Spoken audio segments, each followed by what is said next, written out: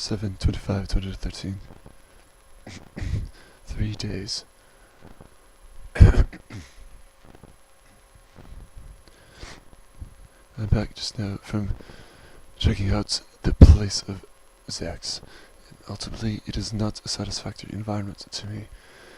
I'll not go further to acquire the place, however unfortunately that may sound. But actually, the place was quite heavily run down and substandard. The heat was not working properly. It is a must to do so up here in this climate. The wood of the place was rickety and quite shabby. There was awkwardness of seemingly slum-like neighbors, though white, though ultimately Zach himself turned out to be so awkward to be around with. He was indeed very, very young, clearly just fresh out of high school. Almost just pubescent of physique.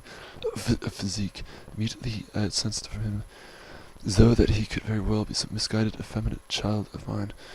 The environment was just too weird, awkward, and uncomfortable to be around it permanently. Instead, now, before I had left, I had reasoned to myself, at least I've gotten to actualize the experience of living in the Garden of Eden wilderness for some time. Therefore, when I am to move next, I'm almost content enough not to desire searching for a place only within the Garden of Eden wilderness area. In fact, I'm content enough to relocate to some other place, not mountainous or forested. Though always I'll search primarily within such areas, mountainous and forested. I'm thinking that I really, truly must move up north at this point in time to make a big move of relocation out from this generally terrible Southern California area and at last make it up to Northern California for whatever amount of time. Essentially, everywhere up and around Northern California is pristine, beautiful, natural, wild, and sufficiently desolate. Why would I not do this next move to myself? I feel that the time is right for me to do this. Head up north to some comfortable and rugged town up there. The question remains regarding my possessions, belongings. If I were to move so far up north, then I must discard enough possessions to make the drive in one singular trip. I think that this may be possible to do so, actually. I'm setting to work from this point to acquire a single place to myself. No roommate situation, never again, insofar as I can help myself against this. No human contact that is within or part of the household itself. No shadows in the distance. No negative human behavior. No patriarchal father figure above me, for I myself am this manifestation of such at this point in time.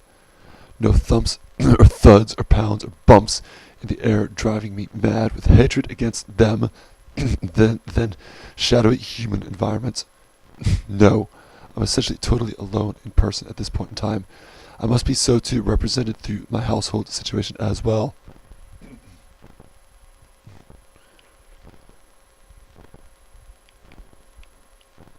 There will be no other derivative of Frigg. I will never find such derivative in practice person. I'm almost formally certain of this. I'm beginning to dream about her far more commonly and occasionally at this point in time. The nature of, or the essence of the dreams themselves are hypnotic and otherworldly, rightful, truthful, and serene. I will settle myself with such companionship principle for the time being, though I'm sensing by now that perhaps such companionship principle may never change or depart from her. I may be perfectly content to have her here, perhaps until the physical termination of one of each other's lives. This will be good enough to me to do so. I feel this specific resolution ever the more strongly by now. I'm terribly sorry about Zach in his place, but not downhearted. I feel it doesn't matter somehow. I think you have time to find the right place, and you will, even if it means moving up north. Yes, you understand? Up north it seems to have some place up there calling for me now.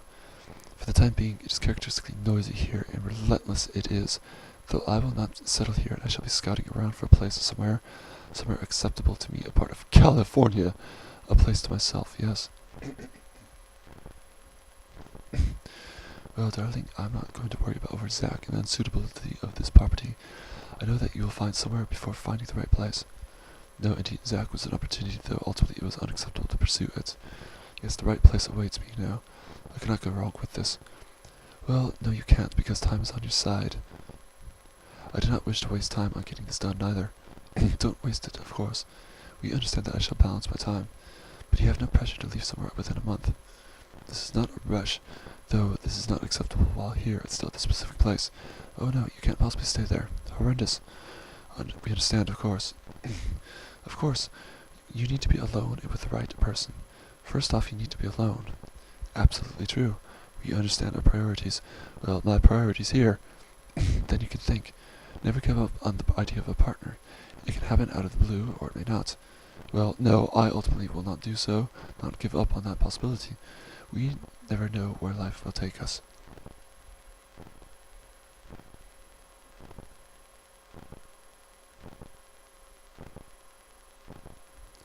So how was your day? Any news? Earlier today I recorded these very beautiful pieces. Oh, lovely. These were on the keyboard Mimir had given to me. The works are uploaded online. Essence 4. This weekend I shall listen. Movements 1 to 2. Movements 1 to 3.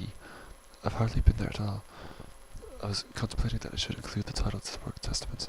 Do so. It has gravitas. This is bad. I feel as though the internet is a dead space. All of it, altogether at this point in time. I'm afraid the events in my personal life have overwhelmed it somewhat recently.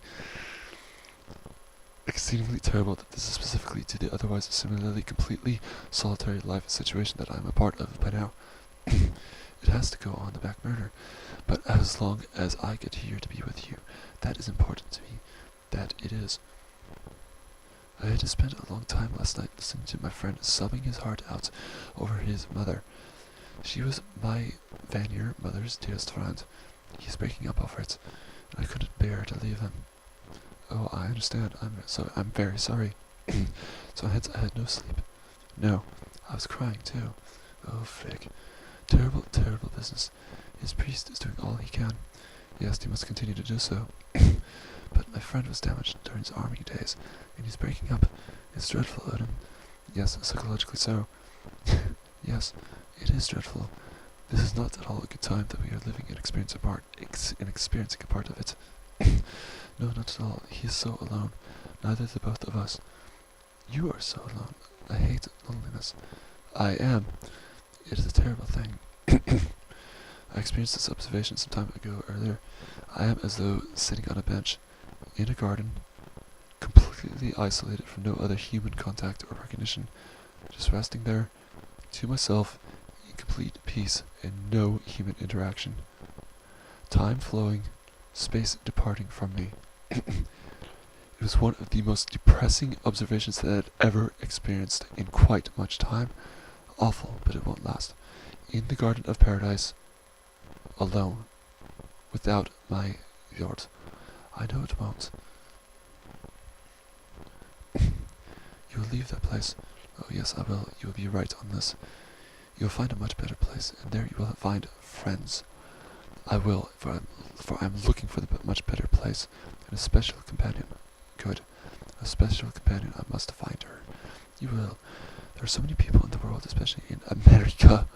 In person, physically there, beside me, almost always. She's out there, physically, yes. Yes. Perhaps you should go north. Go where people are lighter. They cannot have diminished every last one of them into submission. North I must go. I feel this. They cannot. All of them have stopped reacting to the darkness. Of course not. There has to be some remainders, somebodies out there, someone nearby, close at hand, ultimately obtainable. There is. I feel where you are is beautiful, but not the right people. You must break from this and find beauty of scenery if you can. Yes, I agree with you. But also beauty of people. People more like you. Yes, up north.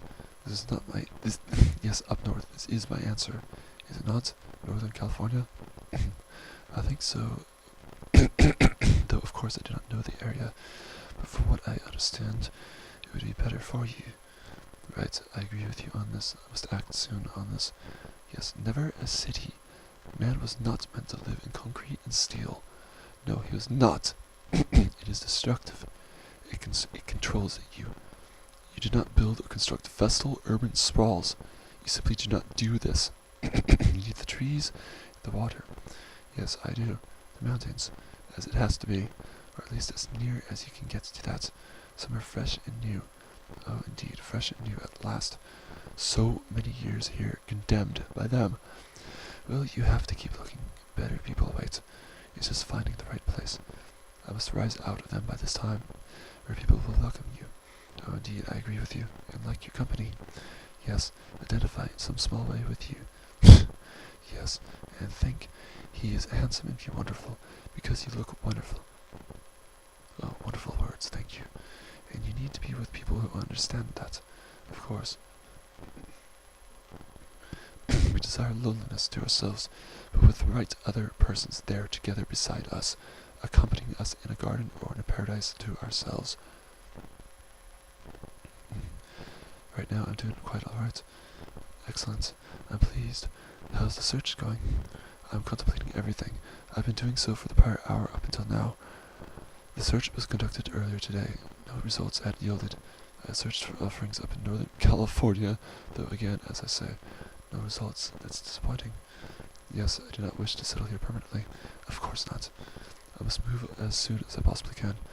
I agree, though this is going to be very difficult to find an affordable place to myself. There has to be a place somewhere affordable. I just know it.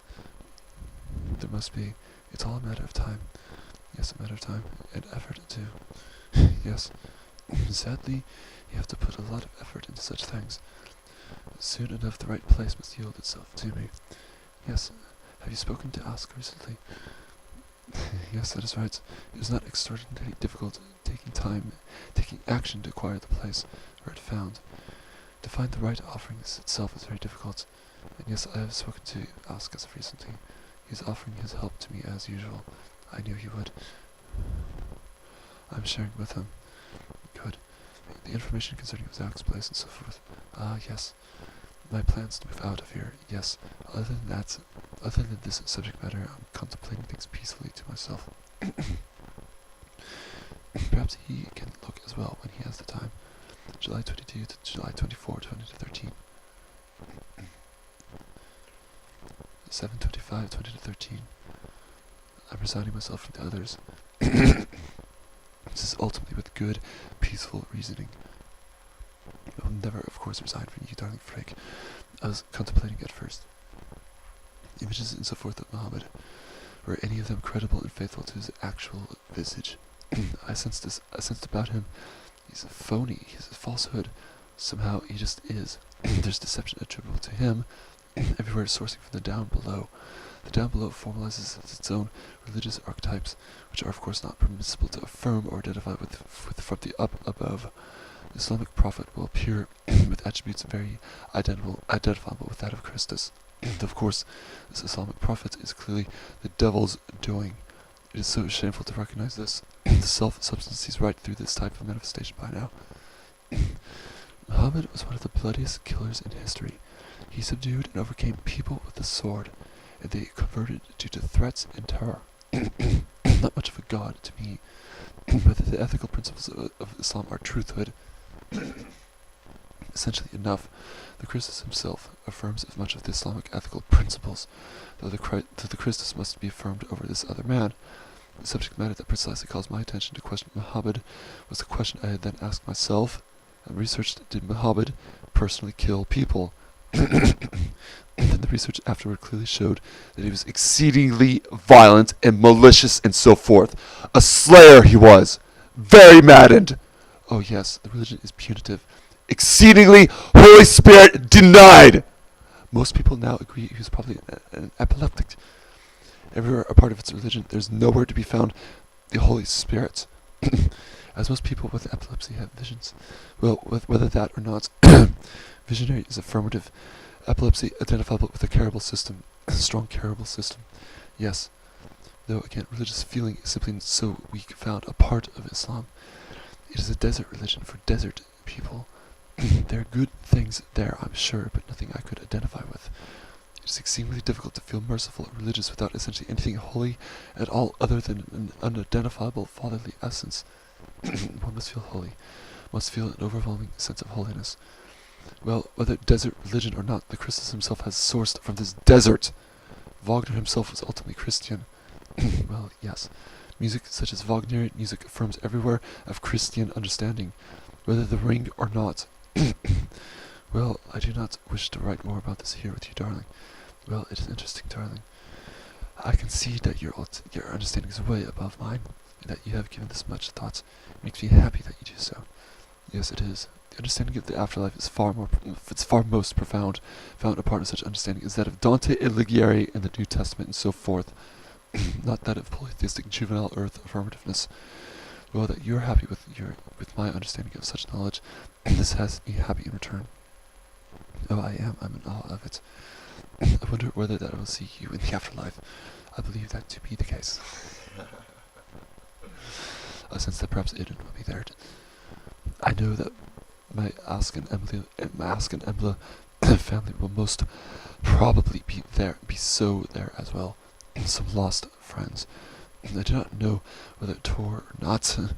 This is other than souls that I would not know. I believe that earthly matters disappear. Life is not the same there. One-to-one relationships no longer exist, and that everyone you have loved will be waiting for you. I sense such identities enlisted here are probably the totality of us that I will see, and that of which I know of them already. Oh yes, darling, you speak your words truthfully and rightly here, I believe. I understand that the soul of a human substance is not physically concordant with the physique of the body itself of the same human substance.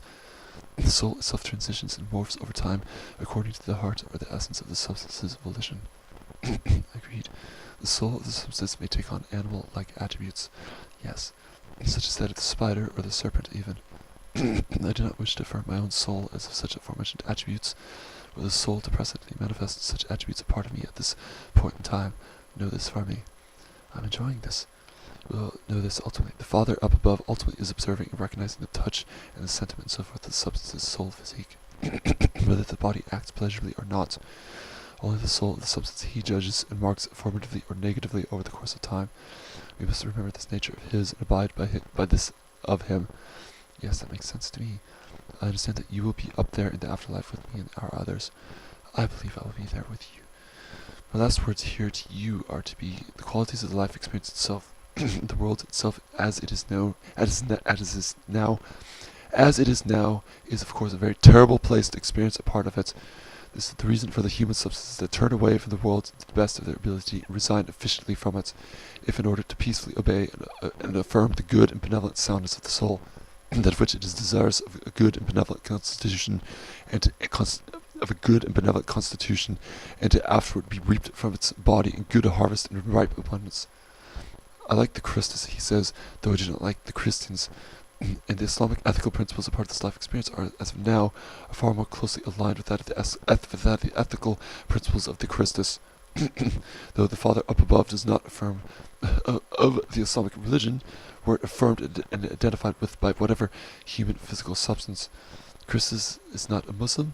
The ethical principles of the contemporary Christian are far more akin to the devil himself and his intentions as of now, and therefore by no means must the ethical principles in the congregations of the contemporary Christians themselves be affirmed, but rather instead affirm the ethical principles and understanding of the Christus himself, which he himself, his understanding and so forth, is not at all found in a part of the Western life experience itself as of now, which the ethical principles and understanding of the Christus himself are far more closely aligned with that of the Islamic ethical principles and understanding, essentially so, and whether the Islamic religion itself is ultimately predicable to the devil down below or not out in a part of the contemporary Christians.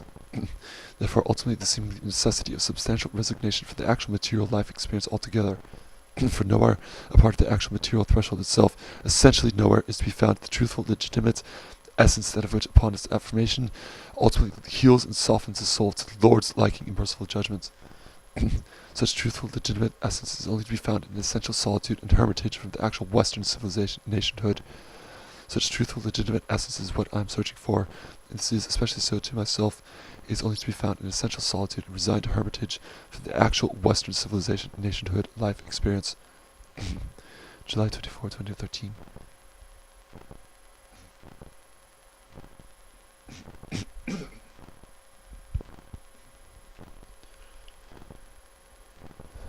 No, 7/26/2013.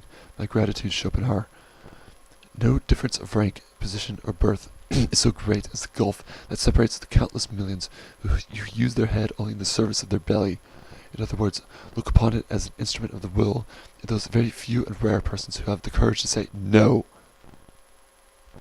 It is too good for that. My head shall be active only in its own service. It shall try to comprehend the wondrous and varied spectacle of this world, and then reproduce it in some form, whether as art or as literature, that may answer to my character as an individual. These are the truly noble, the real noblesse of the world. The others are serfs and go with the soil. Glebae ad scripti. Of course, I'm here referring to those who have not only the courage, but also the call, therefore the right, to order the head to quit the service of the will, with a result that proves the sacrifice to have been worth the making. In the case of those to whom all this can only partially apply, the gulf is not so wide, but even though their talent be small, so long as it is real, there will always be a sharp line of demarcation between them and the millions.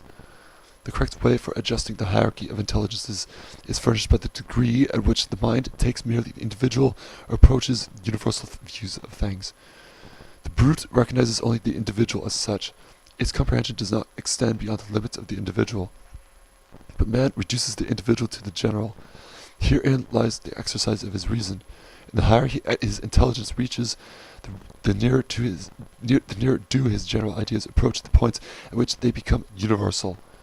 For him who can understand aright, cum grano salis, the relation between the genius and the normal man may perhaps be best expressed as follows. A genius has a double intellect, one for himself in the service of his will, the other for the world, of which he becomes the mirror, in virtue of his purely objective attitude towards it. The work of art or poetry or philosophy produced by the genius is simply the result or quintessence of this contemplative attitude, elaborated according to certain technical rules. The normal man, on the other hand, has only a single intellect, which may be called subjective, by contrast with the objective intellect of genius. However acute the subjective intellect may be, and it exists in various degrees of perfection, it is never on the same level with the double intellect of genius. Just as the open chest notes of the human voice, however high, are essentially different from the falsetto notes. These, like the two upper octaves of the flute and the harmonics of the violin, are produced by the column of air dividing itself into two vibrating halves, with a node between them, while the open chest notes of the human voice and the lower octave of the flute are produced by the undivided column of air vibrating as a whole. This illustration may help the reader to understand that specific peculiarity of genius, which is unmistakably stamped on the works, and even on the physiognomy of him who is gifted with it. At the same time, it is obvious that a double intellect like this must, as a rule, obstruct the service of the will, and this explains the poor capacity often shown by genius in the conduct of life. And what specially characterizes genius is that it has none of that sobriety of temper which is always to be found in the ordinary simple intellect, be it acute or dull. The brain may be likened to a parasite which is nourished as a part of the human frame without contributing directly to its inner economy. It is securely housed in the topmost story, and there leads a self-sufficient and independent life. In the same way, it may be said that a man endowed with great mental gifts leads, apart from the individual life common to all, a second life purely of the intellect. He devotes himself to the constant increase, rectification, and extension, not of mere learning, but of real systematic knowledge and insight, and remains untouched by the fate that overtakes him personally, so long as it does not disturb him in his work. It is thus a life which raises a man and sets him above fate and its changes. Always thinking, learning, experimenting, practicing his knowledge, the man soon comes to look upon this second life as the chief mode of existence, and his merely personal life as something subordinate, serving only to advance ends higher than itself. The example of this independent, separate existence is furnished by Goethe. During the war in the Champagne, and amid all the bustle of the camp, he made observations for his theory of color. And as soon as the numberless calamities of that war allowed of his retiring for a short time to the fortress of Luxembourg, He took up the manuscript of his Farbonlare.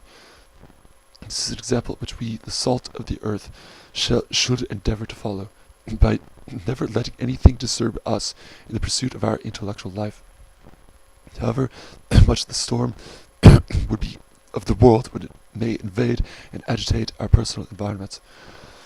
Always remembering that we are the sons, not of the bond woman, but of the free. As our emblem and coat of arms, I propose a tree, mightily shaken by the wind, but still bearing its ruddy fruit on every branch, with the motto Dum conveller vitiscunt, or conquastata sed ferox. The purely intellectual life of humanity lies in its efforts to increase knowledge by means of the sciences, and in its desire to perfect the arts. Both science and art thus advance slowly from one generation to another, and grow with it the centuries. Every race, as it hurries by furnishing its contribution, this intellectual life, like some gift from heaven, hovers over the stir and movement of the world, or it is, as it were, a sweet-scented air, developed out of the ferment itself. The real life of mankind, dominated by will, and side by side with the history of nations, the history of philosophy, science, and art, takes its innocent and bloodless way. The difference between the genius and the ordinary man is no doubt a quantitative one, insofar as it is a difference of degree, but I am tempted to regard it also as qualitative, in view of the fact that ordinary minds, notwithstanding individual variation, have a certain tendency to think alike. Thus, on similar occasions, their thoughts at once all take a similar direction, and run on the same lines. And this explains why their judgments constantly agree, not, however, because they are based on truth. To such lengths does this go that certain fundamental views obtain amongst mankind at all times, and are always being repeated and brought forward anew, whilst the great minds of all ages are in open or secret opposition to them. A genius is a man in whose mind the world is presented as an object is presented in a mirror, but with a degree more of clearness and a greater distinction of outline than is attained by ordinary people. It is from him that humanity may look for most instruction. For the deepest insight into the most important matters is to be acquired, not by an observant attention to detail, but by a close study of things as a whole. And if his mind reaches maturity, the instruction he gives will be conveyed now in one form, now in another. Thus, genius must be defined as an eminently clear consciousness of things in general, and therefore also of that which is opposed to them, namely one's own self.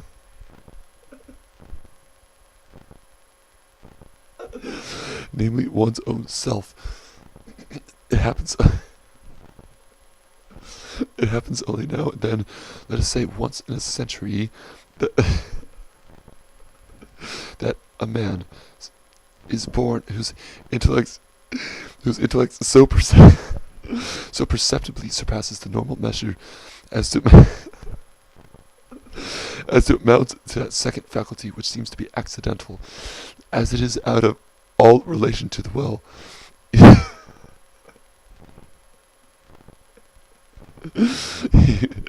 He may remain a long time without being recognized or appreciated, stupidity preventing the one and envy the other. But should this once come to pass, mankind will crowd around him in his works, in the hope that he may be able to enlighten some of the darkness of their existence, or inform them about it. His message is to some extent a revelation, and he himself a higher being, even though he may be but little above the ordinary standard. Like the ordinary man, the genius is what he is chiefly for himself.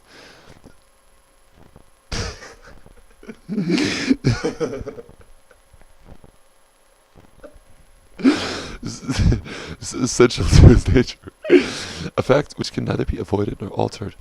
What he may be for others remains matter of chance and of secondary importance. In no case can people receive from his mind more than a reflection, and then only when he joins with them in the attempt to get his thought into their heads, where, however, it is never anything but an exotic plant, stunted and frail. Nay, genius is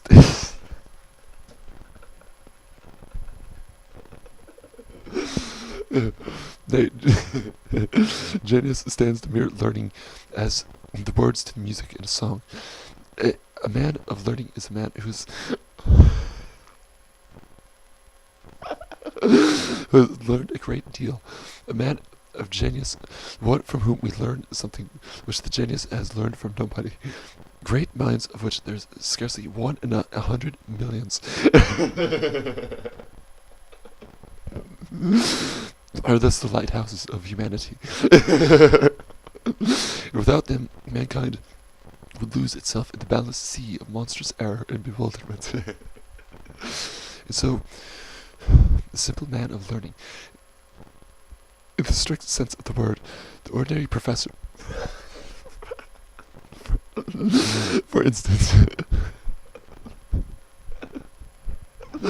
looks upon the genius much as we look upon a hare, which is good to eat after it has been killed and dressed up. So long as it is alive, it is only good to shoot at.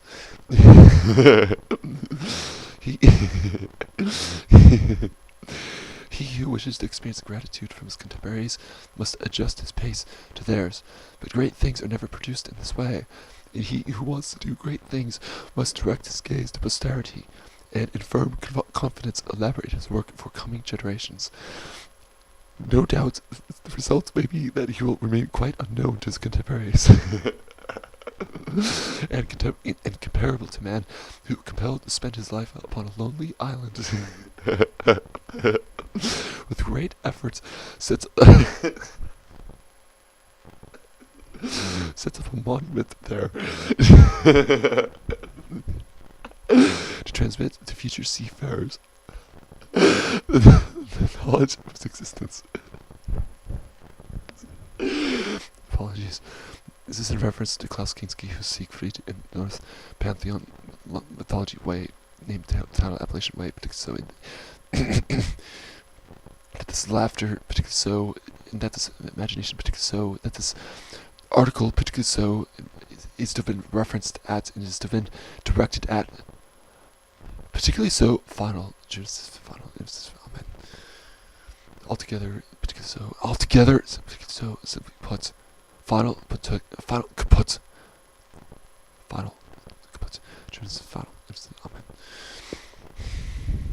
If he thinks it is a hard fate, let him console himself with the reflection that the ordinary man, who lives for practical aims only, often suffers a like fate, without having any compensation to hope for, inasmuch as he may, under favorable conditions, spend a life of material production, earning, buying, building, fertilizing, laying out, founding, establishing, beautifying with daily effort and unflagging zeal, and all the time think that he is working for himself. Yet in the end it is his descendants who reap the benefit of it all, and sometimes not even his descendants. It is the same with the man of genius.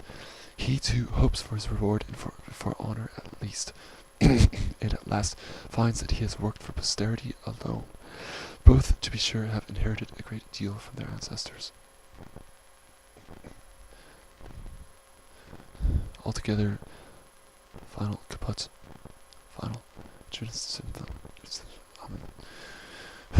The compensation I have mentioned as the privilege of genius lies not in what it is to others, but in what it is to itself. What man has in any real sense lived more than he whose moments of thought make their echoes heard through the tumult of centuries. Perhaps, after all, it would be the best thing for a genius to attain undisturbed possession of himself, by spending his life in enjoying the pleasure of his own thoughts, his own works, and by admitting the world only as the heir of his ample existence. Then the world would find the mark of his existence only after his death, as it finds that of the ignorant. Arthur Schopenhauer, for the art of literature, on genius. July 26, 2013.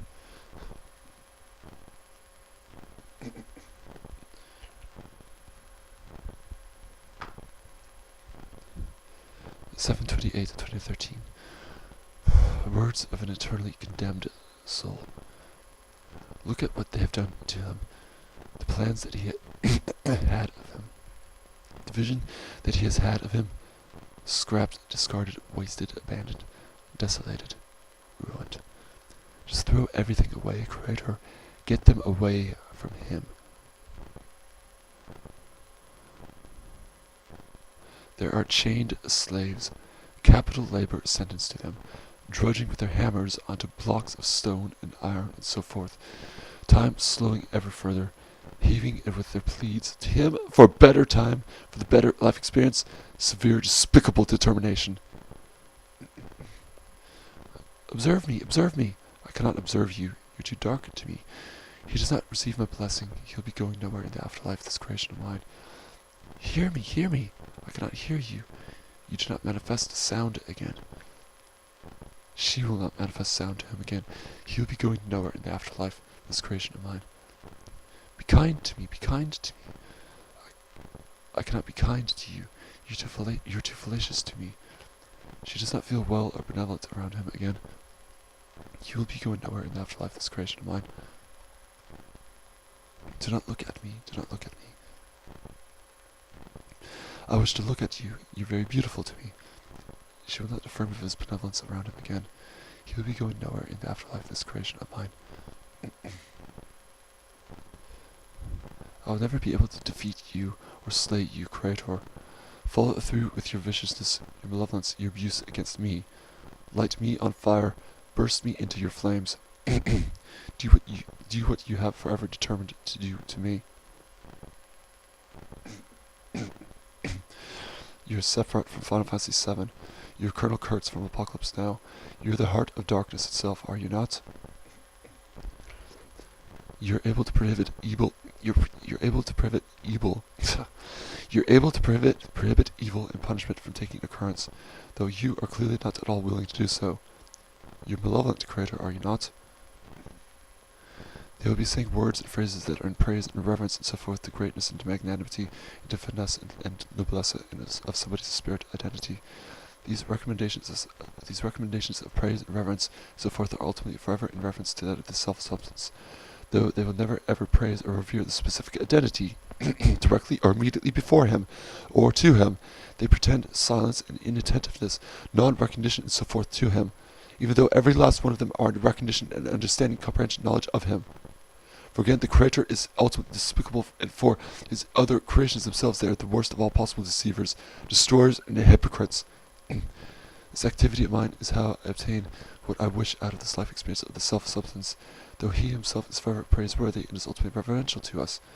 And this is so shameful, and we do not ever doubt this identity of his, or question this identity of his.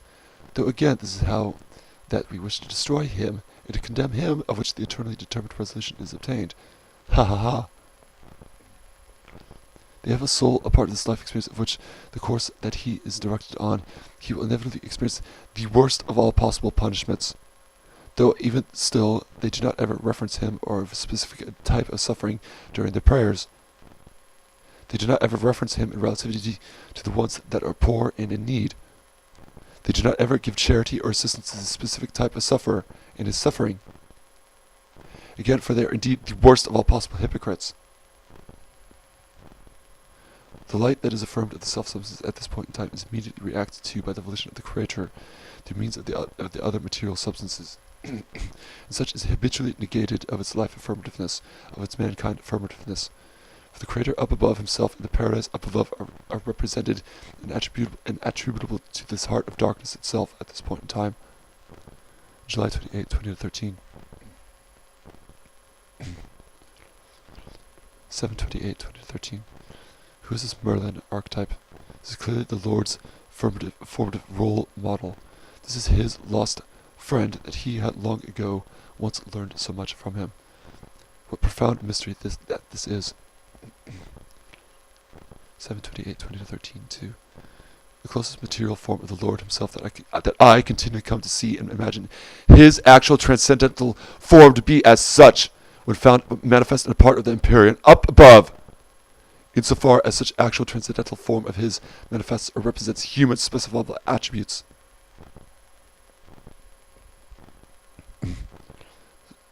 7/31/2013, Woodland. I'm looking at imagery of the Big Bear Garden of Eden wilderness areas around here. I may have found a good area to explore tomorrow, just 2 roads east of here. I'm focusing my time and concentration on activities that are cheerful to me, that are creative and productive, artistic. I'll try out this dirt road around here tomorrow. I wish this.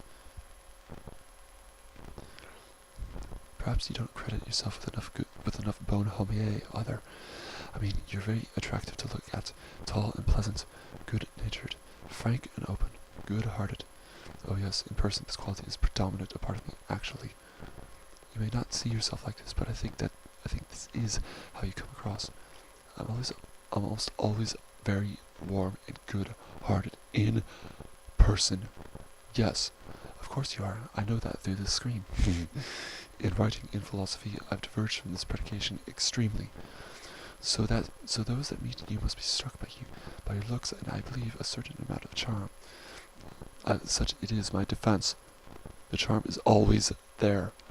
Yes, I understand that, but in everyday life, I believe you are as I have written above. I am in agreement with you. Yes. My day it was quite all right indeed. I had woken somewhat later in the afternoon. Therefore, the sun was on its way to setting before I could drive out there onto that wilderness road thoroughly. But I did drive out onto it just a little after where the pavement ends. It was raining out today, and therefore the unpaved dirt road was exceedingly risky to drive on it. It is so interesting. There's just 2 roads east of my property here, a hiking trail named the Pacific Crest Trail, of which it is a hiking trail that extends all from the Mexican border to the Canadian border, thousands of miles in measure. Right there, almost so readily available to me to step onto the Garden of Eden wilderness part of it. It is such a risk to drive up to it, however. The road is so very unpaved and under maintenance. Oh, it sounds exciting. I wish to film a video of this area. You must? Yes, I wish to film a part of the Pacific Crest Trail itself. Incredible, it is so close to me. Wonderful. It is, if not the longest trail in the country, then it is one of the 3 longest hiking trails in my country. That is saying very much. Thousands of miles it is. Wow, unthinkable to me. People will through-hike this trail itself. They plan months and months beforehand doing this. They drive down to the Mexican border. They pick the right season of the year to do this. They plan the hike extensively, many months of preparation beforehand. God, I hope you don't see any illegals on that trail. I read so much about them getting into the United States by all sorts of methods. Then they set off, and there they are, alone with themselves and nature.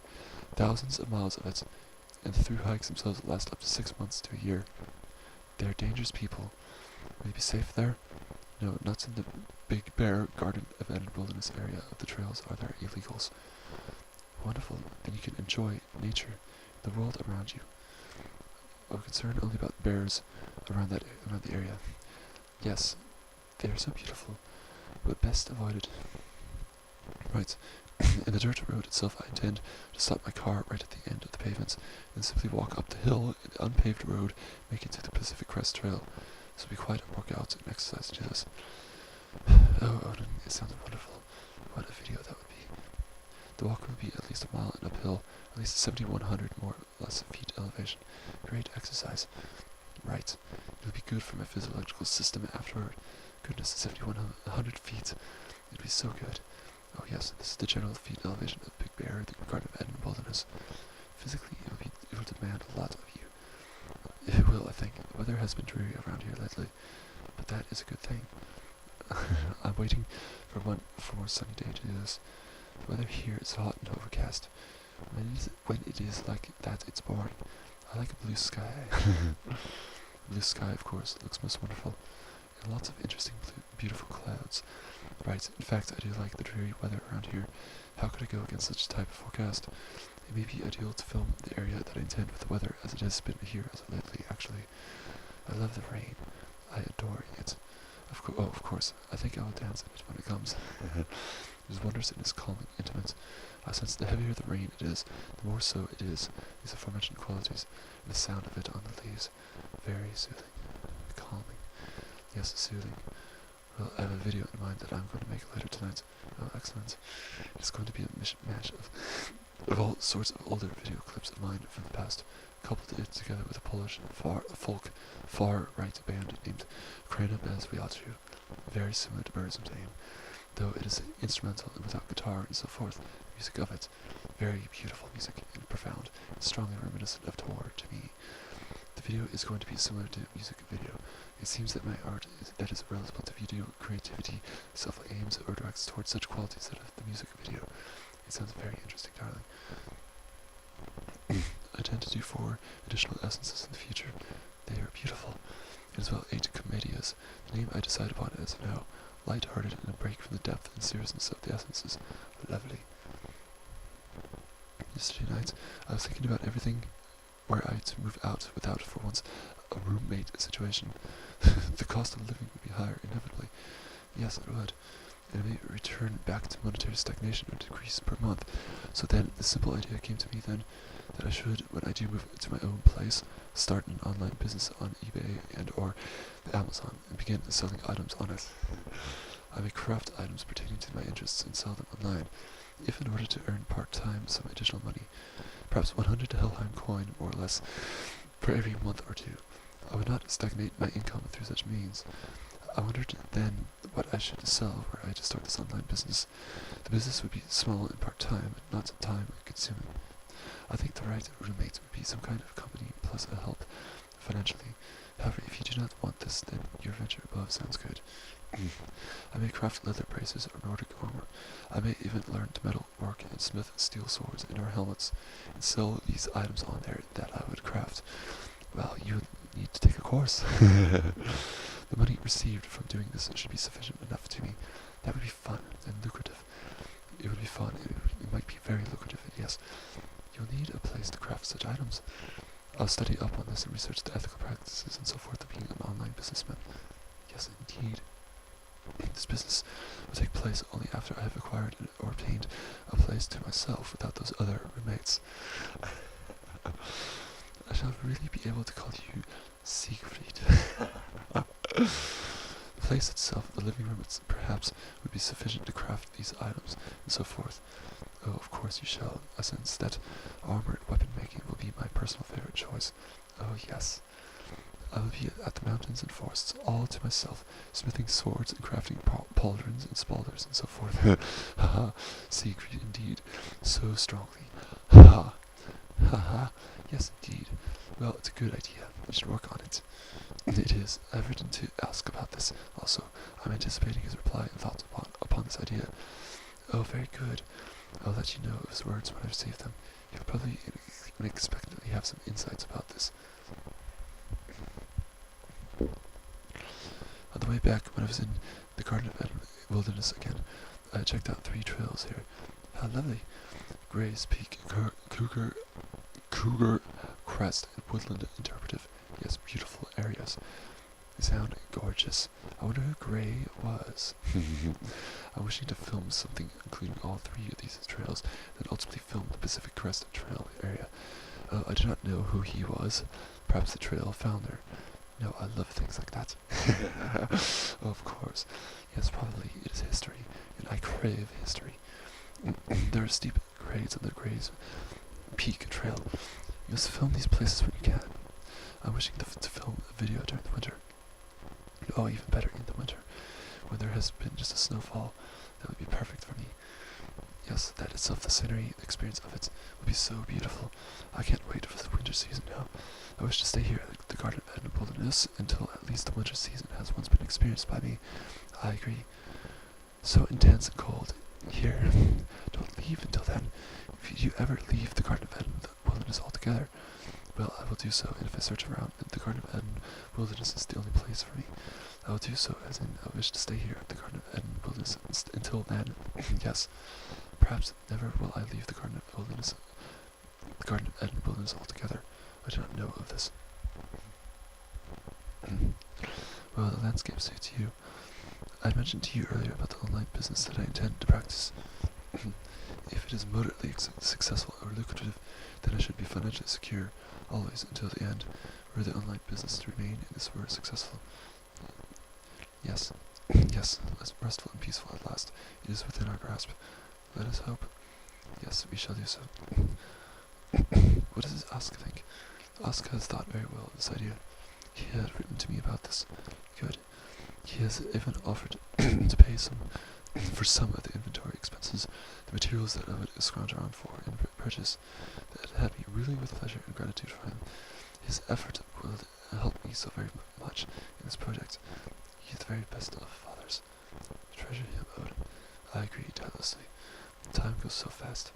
I do treasure him. I know that it does. He is healthy. His doctor mentions to him that his cholesterol level is perfect for his age. Good, then we must pray that he remains so. He always eats very healthily. That's good. Yes, of course. We shall pray for him. What does he do as work? He is a mechanical engineer, master degree holder in engineering. Oh, such a brain. Very, very logical, mechanical thoughts. Yes, yes. Good intellect. Oh, yes, so strongly. High-minded that he passed to his adopted son. He is known for his powerful intelligence. I can imagine. Of course, I'm so much like him ultimately. He and I are so very similar in practice, in intellect. This is so understandable that his biology and his physique were inherited a part of me, far much more so than that of Embla, my adoptee mother. Though the creative musical side of me is clearly found inherited from Embla, my adoptee mother. Ask is almost not at all artistically creative, so he is tall and handsome too. So indeed, and oh yes, he is tall and he is handsome. He is known for his good looks. Embla was almost spellbound by his looks when they were married together. Sharp face, very fine, rugged, and handsome. Yes. So you were lucky. You inherited his physique and Embla's artistic nature. Strong too, altogether. Yes, as you say of it, he is altogether so strongly a part of me too. What good genes. This essence of a part of me is greatly excelling, developing, maturing, advancing over time. Yes, genetically so, I'm profoundly blessed. You are. Is Embla of English, Irish, Scottish descent? Oh yes, in fact. I can't remember what you told me. She's very much so. She's very red-headed, actually. Green eyes. Oh, like my own Vanir mother. And green eyes, just like my own Vanir mother. Aha, in fact, she reminds me very much of you, your physique, her physique. Of your own Vanir mother, perhaps I do not know of her physique, though from what I do know, very strongly so reminiscent of you. Aha, amazing. Profound psychology behind this, though it does trouble me or worry me. An endangered species. Oh yes, us Teutonics are severely so. All together at this point in time, we are. When are you going out to film your area? Wishing to head out to those hiking trails soon enough, just as you ask, darling. Tomorrow I must set myself to do this. Oh yes, I may oversleep myself. I'm very keen to see them. You are tired? If it is later in the evening when I awake, then I simply do not head there at such hour. Well, I'm tired, yes. I remember you are tired, though I awake in the late afternoon hours of lately. Ah, too late to go out. I cannot help to reposition myself to wake early in the morning. This is difficult to do for me. Yes, you're right, darling. I try to sleep earlier in the evening. You're in a habit. It is difficult to break a habit. Then awake early in the morning. My friend in Scotland is the same. He is an insomniac. Right. Still awake at 400 before noon. I experience insomnia quite much myself. Then falls asleep at about 730 before noon. Oh my, right when the sun comes up. Yes, he awakes at 11 or 12. Yes, terrible. It is. And now he has lost his mother. His sleep is dreadful. This is a consequence myself here for being without work or schooling. Yes, you're right. Oh, understandable. You have no routine. No, indeed, I have very little obligation to civilization. That's good. In a way, it's entirely an intellectual life of mine. Who wants the civilization of today? very little physical obligations here. No, I do not want such, neither do you. That's why you must make sure you go out and see beauty and nature. It is ultimately a very good thing to experience the day this way. Walk a lot, take the air. Oh, of course, it is good for you. That I'm not obligated to work, I must still not forget the wilderness and nature of the planet itself altogether. I wonder if you will meet others along the way of your walks, dog walkers and hikers, people to talk to. I'm braver on the trails here in the Garden of Eden Wilderness as of now. By the way, most every time on the trails, is bound to have come across some contact with others, dogs too. The trails here are quite popular to hike on for many others. That's good. They're not very desolated here. Yes, it is, darling. Good. I wonder if you walk regularly, whether you will meet the same people to get to talk to. Good, perhaps. It would be fun, I think. Oh, it is altogether fun to do this. I must take up hiking as a hobby of mine, a routine activity. I understand that the cell phones out on the trails work and get reception. Although there is nothing like being alone in the wilderness, it is still good to have meetings with good people. Have you ever thought of joining a hiking club? You get good exercise, make friends with good like-minded people. Were I to come into some kind of danger or injury, I would not be stranded without my cell phone or contact the emergency officials or the ranger station out here. Oh, a hiking club, the idea of that, perhaps I will consider it. I'm very misanthropic to other people by now, however, so many years of it. Well, it's just that you usually get a good caliber of people in them. Here in the United Kingdom, they are rather eccentric. It is painfully difficult to overcome negative judgments of others around me. Oh, really, they are eccentric, the hikers in the United Kingdom, generally so. I think here you will not be judged. Oh, I think so too. Yes, they are usually slightly upper class, middle class, and moneyed. If only I had sufficient money, or just enthusiastic for walking, I would be happier knowing this of me. Are they not like that there? The hikers in the United States are friendly, assuredly eccentric. Some of them will come across us from time to time. Yes, I think it's worth a thought. It is natural the environments, the idea of hiking in the wilderness. Eccentrics in the United States even like doing this. You like romantic striding out in your hiking boots. I think you would be surprised. Oh, at how much they would like you. I see myself more clearly when I'm out in public by now. Indeed, extremely romantic, extremely ideal. Very handsome, darling. Despite what you think, romantic and wild, a maverick. I know this. I'm so eye-catching to the others. That is how you will come across. Eye-catching. I want their eyes off of me over time. They will look and wonder. I know it. Oh, it is so complicated, the psychology of me. Ultimately, they are in awe of me. It is complicated within you, because the truth of it is that people are admiring you, and in awe of you. Oh yes, I'm beginning to recognize this more strongly. Many men will wish they looked like you. This fortifies me. They look up at you. Oh yes, I know this itself is truth very strongly. I know this is absolute truth. Just looking at your avatar now, almost Christ-like, so handsome and arresting. The other men clearly say good things to themselves. Oh, I know it. Well, hold on to that. It is a task to hold on to it. Because people like a man who looks like you. Were I to slip from his fortifications, there is comfort in you. Oh, I know it. Well, stride out with confidence. Indeed, they're brightened by me, everything by me. Words, thoughts, gestures, activities with confidence. Yes, not with misanthropy, not with resignation from this bright and brilliant fate of mine. Yes, don't be resigned from it. This is my fate. My brilliance cannot be helped, nor argued or protested or questioned against it. Give something to others. To the good people who recognize this within you. They are out there. Right, correct. To the good people indeed, I must give them everything that I have acquired. I think so. Why ever spoil it to nothing? It is not good to hide it away. No, I must share myself. Yes, in hiking you could achieve that. Confidently and rightly. Hikers are not morons. Yes, through the means of hiking especially, they are interesting and interested people in my experience. Such a fun activity this could or will be to me. You might do well with them. No stress, no pressure, no expectation. Just walking and looking at scenery. The occasional chat. The scenery here especially is so beautiful, so majestic, so desirous to track into it. But company and safety in numbers. Yes, company and safety without. Yes, and of course you could go alone too. It would be up to you, but I think it is a positive idea. Yes, starting out, I shall go alone. Begin with it. Yes. Oh, it is a positive idea. I agree with you completely. July 25, 2013. July 30, 2013. 7/31, 2013. I'm not doing good. Terrible day it was to me. I'm suffered and tormented and afflicted by him. Oh dear. He has turned his back on me almost completely by now. Does something happen physically there to upset you? I do not obtain blessing or reward from him, almost none at all whatsoever anymore. I mean consistently and ever the more madly disturbed by the noise here at this place. Yes, I knew this would be bad for you.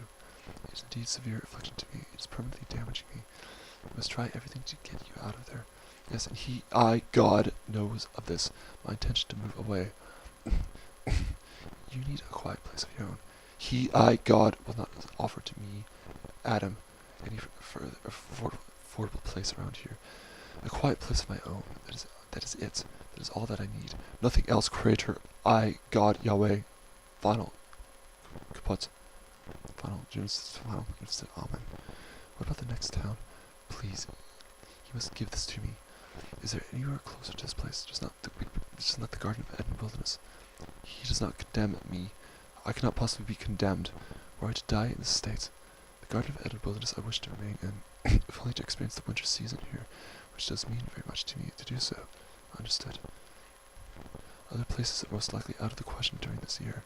There must be somewhere else. In the Garden of Eden Wilderness, I mean. We must not give up. I never give up on these matters. I tried everything that I could to minimize his presence a part of me earlier today. I reasoned a complete dialectic as usual to me when I experienced this type of affliction. I questioned how the Creator is precisely up above me. The North American continent itself is positioned at essentially all times westward and eastward, relative to the north of the solar system. The north of the solar system itself, altogether it is positioned probably eastward and westward around the Milky Way galaxy likewise. Probably never the north of it positioned toward the north end of the galaxy. The galaxy itself probably not at all the north of it, not at all positioned toward the above, the north position of the universe, which is above me, north of me is not at all the direction that of which the Creator in the paradise is located at or part of. He is not completely surrounding the universe either. The paradise itself cannot be so. There must be room for the inferno and so forth likewise. Ultimately the Creator is not found manifest anywhere a part of the material physical threshold. Then I reasoned he is within me, a part of me, within my soul alone, a part of the other substances likewise, probably, though secondarily so.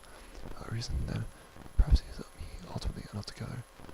If such is so, then somehow, by some means, I must control him and subordinate his volition, derived, ultimately accidental volition, a part of my own volition itself. I can do so.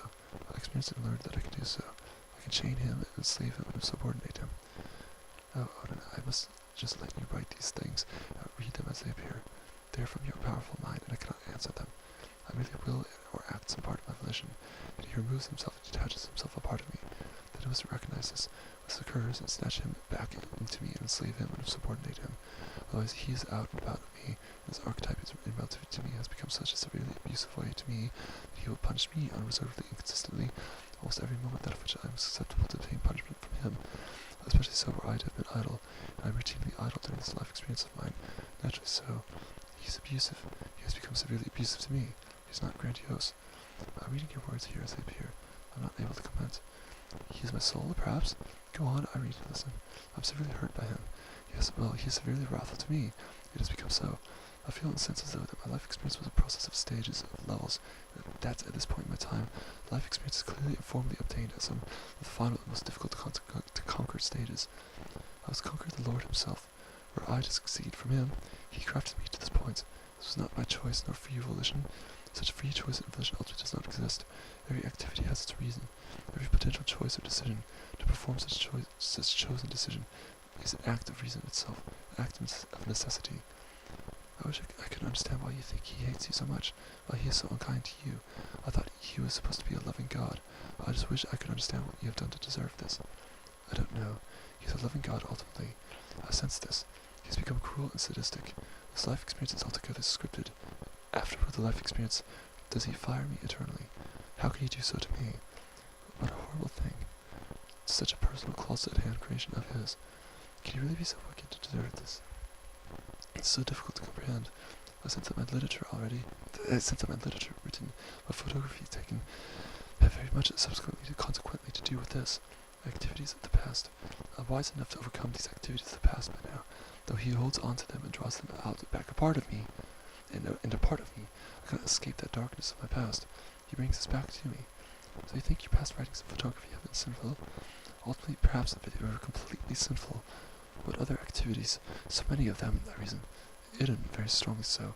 I sense that I have yet to receive or obtain those blows that I administered to her years ago back onto me. Physically so, it must inevitably occur to me, in order to absolve such a sin or crime as it was against her. I had done other wicked activities in the past against Ask and Embla. It's difficult for me because I thought that if you knew you were wrong and asked for forgiveness, then God would know you were genuine and absolve you of all sin. And then sexual activity up to this day, I continue to be punished by this from him. No, the request to absolve myself from my sin and to redeem myself from it is evidently momentary. How awful. The moment of redemption will experience, then afterward it negates.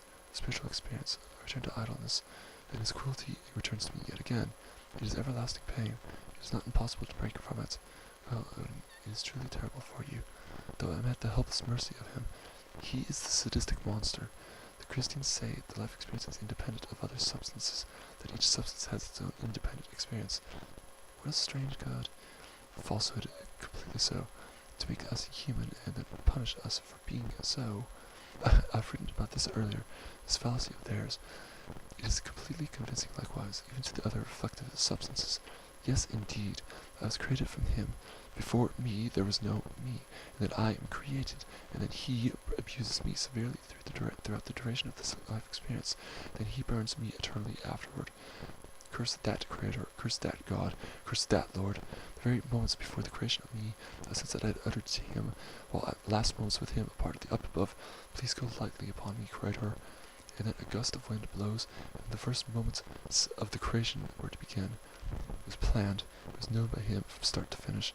He was forever patient during the beginning. He waited through it all. He watched me from the womb. Do you know all this for a fact, or is this what you suppose? He knew it altogether. I sense this too strongly to know this as otherwise, but this is too strongly sensed not to be fact or truth to me. Understood. I desire for its refutation. I yearn for its refutation and dismissal. I looked at Epicurus' perspective, his words proposing, there's nothing before this life experience, there's nothing after this life experience likewise. I desire for this proposition's affirmative conclusion so severely, though I cannot sense its credibility or validity. He is so cruel to me. The others are part of this life experience, the primary others. They are blessed before him, clearly so, if only to suffer me further against him. He must be overcome. I believe you are strong. I believe you have great will, and I believe you can overcome. I am strong. Oh, I am so strong. But yes, you are, and you must never forget this. Any other substance with a divergent volition from my own would have killed himself or gone Rambo against this life experience years ago by now. I never did so. Good. I never will do so. I am at the top from them. July 31, 2013.